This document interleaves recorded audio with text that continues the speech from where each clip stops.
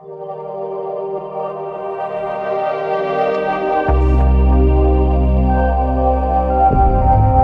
this is Myles.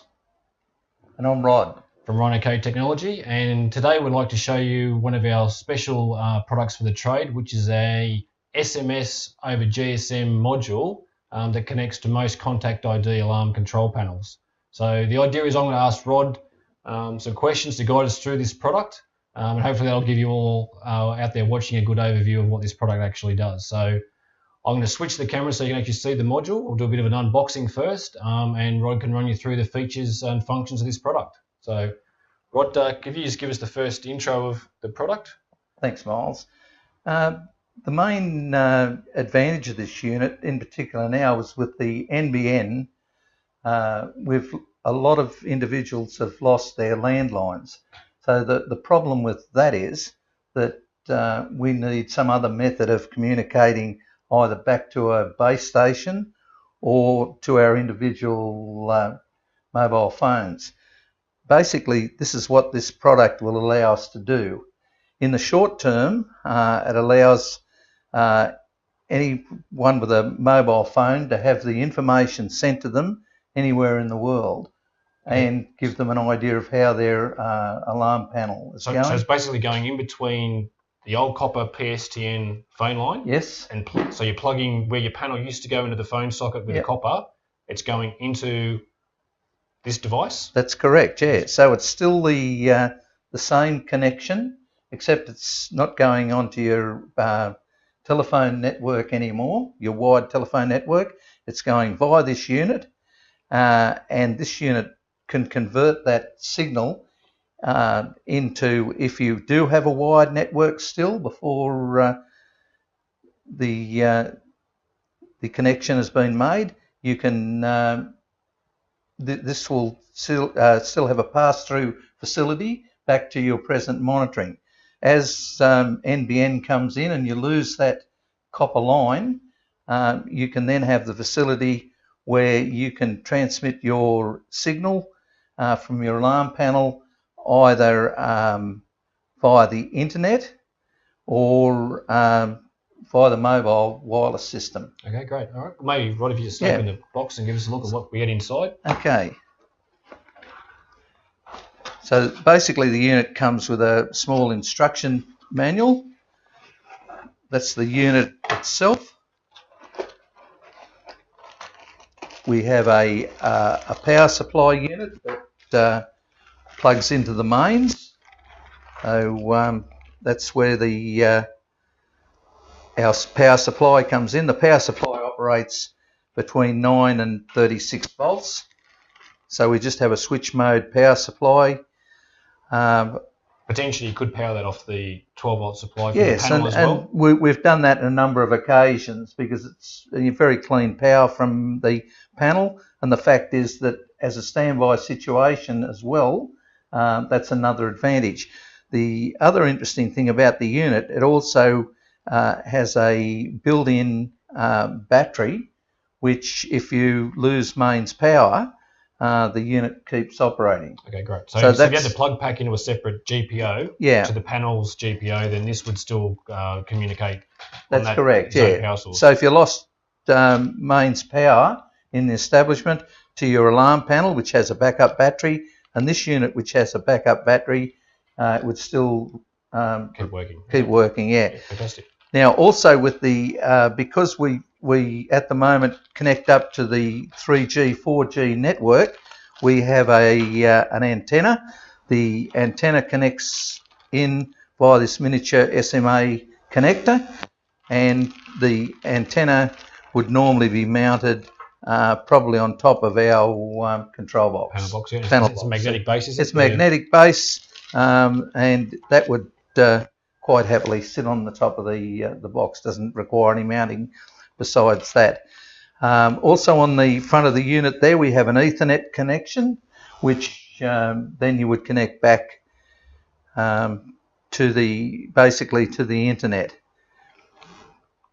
What we also have on the back is our normal stock standard telephone connection. So we've got our telephone connection from our panel, which would connect in to this connection here, and we also have if you have a landline, the landline would plug into the other connection. This is typically similar to many alarm systems. So that would be where someone has a landline that's still working. Yep. They haven't gone to NBN, but they want to now have SMSs sent from their panel over the 3G, 4G network. And if the system was still dialing to a control room, it would still pass it through. Exactly the same. So actually, as far as the telephone connection goes, the box merely passes the signal through. Okay, so it'd be someone that's saying that their monitoring provider doesn't currently give them SMS. They want to keep their back-to-base monitoring. Yep. Their landline is still functioning. They haven't gone on NBN yet. Yeah. But they like that addition of getting SMSs sent in emergency over the mobile phone network. Correct. Or the landline's cut, for example. Yep, that's exactly right. Yes. So you would have that. So at least you've got that system there. So the scope of the unit is basically to pass on the signal over the public telephone switching network as we have now. We have the facility where it can be transmitted via the 3G, 4G network, or we can connect it up and it'll transmit the signal via the internet. Okay. So the signal for just to make sure I'm clear on the product at the moment, my understanding is that it sends the contact ID as SMSs, so that's not going to a control room, it's just going to up to 5 end users, is that right? That's correct, yeah. You can put up to, in the actual programming of the unit itself, it allows you to program up to 5 mobile phone receivers. Right. And if we're looking for the future with the Ethernet connection you're talking about, again, correct me if I'm wrong, that's about if your monitoring control room now has the DC09 protocol in place that can accept monitoring via Ethernet or IP. That's fine. Then you can have your back-to-base monitoring connection using this device over the 3G, 4G network. Yes, that's 100% correct. So the thing is that monitoring stations are moving towards the new system. Some are already there, but gradually they will be changing over and allowing that to happen. So just on that point, if you're an installer out there with a bureau service, obviously you need to get in contact with your control room and ask them, do they yet support the DC09 type interface? So this is just another way of communicating to the control room outside of copper lines, Permacon, safe dial, and obviously now this product sends it over this DC09 configuration. So there are differences between all of those systems, but we just want our customers to obviously make that contact because obviously things are going to the NBN. People are going to get panels that don't work on the NBN modem connection to their control room, and this is the way of you out there trying to keep your monitored lines without having to invest in an expensive piece of hardware. This is a very affordable piece of equipment. Ask your account manager about what they obviously cost, but you'll be pleasantly surprised about what it can do for the price. I might just switch back to the unit, Rod. Yeah, if I'm going to add a couple of things to that. The unit also contains a couple of open circuit outputs, 2 of them, which you can actually program as well. You can actually, by using your mobile phone and calling into the unit, actually arm and disarm using those 2 open circuit connections. So it could also be used as a remote gate controller too, like if you just wanted to open your front gate. It could be used for any purpose. Turning a pump on and off. Yeah, but the thing is, if you were remote to your premises, you could arm and disarm via your mobile phone with a very simple code. Right, so you're wiring in from those contacts, just for the people that obviously probably telling a lot of them to suck eggs. They're going, okay, I've set up a zone on my panel as key switch, and I'm now arming and disarming the panel through that zone on the panel through those programmable contacts. Correct. Yes. So that's another thing. So as well as it dialing out, you can also dial in and make small configuration changes. Most of the changes you initially make to it, you would do from a computer. Okay. So that leads to the question: how do you program it? Well, initially there is included in the pack here is a a disc which has the programming information on it, and the cable. And from I'm actually using a laptop at the moment. And so this is a USB connection? USB connection, and it's a very simple setup, and I can actually program from that very quickly. But if I'm out in the field and I need to program, I merely call into the unit. There are safeguards there. Anyone can't just hack into the system. They need to know the passcode, 4-bit passcode first of all to get into the unit. Okay. But you can actually remotely arm, disarm, and do a number of other things. It's probably another great ad sell for people that are saying, well, my old panel, my old contact ID, I couldn't do that from a mobile phone. I couldn't arm and disarm it. You're going to give your customer that functionality just by adding this module apart from the messaging functionality. Yep, correct. Okay.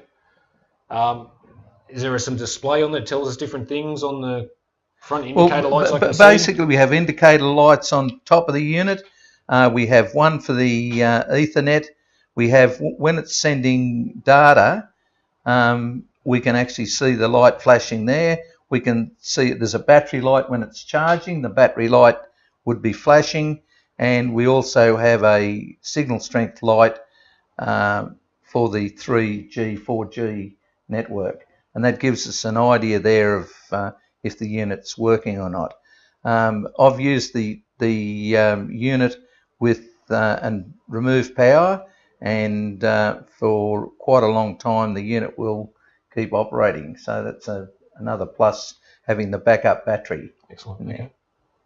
Is there anything else you think our viewers wanted to we'll ask as a standard installer's question? No, I think from an installer's point of view, it's very easy to set up. The great thing about it too with the programming, you can actually go into the programming, write in what each zone, this is particularly for SMS messaging, you can put down for each zone what the zone is, front door, back door, garage door, lounge, PIR, etc.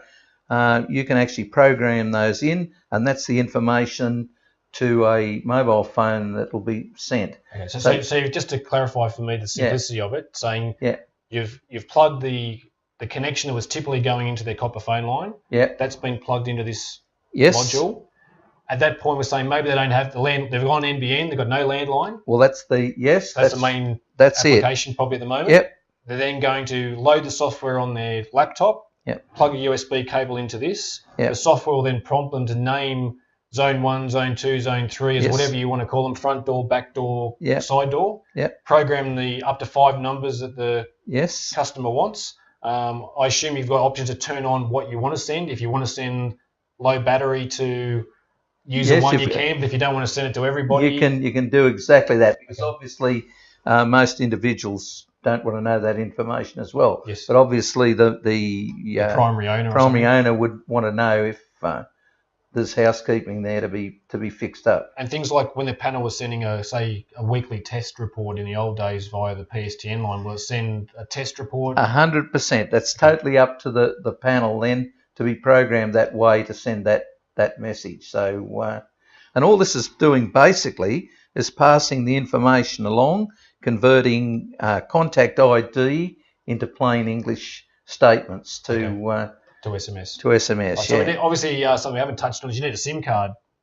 Yes, you do. Now, the great thing about the SIM card is that it can be with any particular any carrier. Yeah. So it's all networks. Yes, you're not going to be locked into one particular network or another. Okay. If you're in an area where... Can I ask where the SIM goes in the unit? Yes, I certainly can. Now, underneath the unit itself, there's a small cover which you remove. You place the SIM card in there. Very easy to put the SIM card in there. Full-size SIM, micro, nano? It's a full-size SIM, so it's quite easy to handle there. There's also a reset switch in there and a power switch. Okay. Now, you might think, well, why do we want a power switch into somewhere where it's got it's hidden away and locked away? The fact is the backup battery would be going flat. So to maintain that, if it was on the shelf when you're installing it in the first place, and but yeah, it's certainly a great little unit. It's quite robust. Yeah, it's a full metal construction. Now, obviously, Yeah. our viewers may not be able to see that Yeah. it is in a full metal casing with mounting tabs. Very neat little setup. All right, so we might wrap it up there today. I think hopefully it's given our viewers a decent introduction to the Watchguard SMSC is the device name. Part code is WGSMSC to keep that simple as well. So please ask your account manager.